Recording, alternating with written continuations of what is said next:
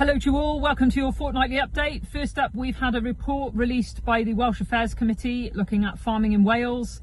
President Aled Jones had the opportunity to go up to Westminster and give oral evidence on this alongside our written evidence, and a really in-depth report looking to the challenges and opportunities that are currently facing Welsh farmers.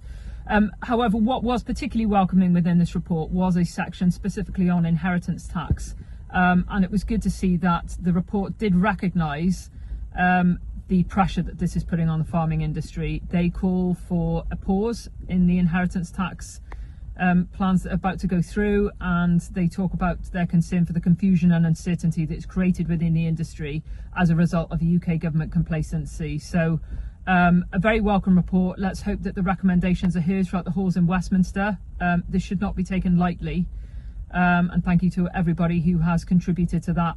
In other news, a very welcome relief for our poultry farmers. There is a housing order coming in for poultry on the 13th of November as a result of the rising incidence of avian influenza. I know this has caused a huge amount of distress for our poultry members, so I hope that this does bring some relief. The threat of wild birds on any poultry that are outside under free range status is having huge pressures, and whilst everyone is aware that they need to be really vigilant with biosecurity, this ability to be able to have this housing order and therefore that derogation for the free range status is really, really important.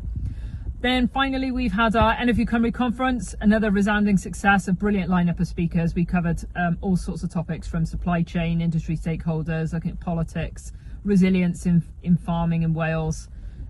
Really, really great lineup, and it was also fantastic to see Jess Williams win the Sustainable Agriculture Award. The NFU Cymru Wednesday Sustainable Agriculture Award.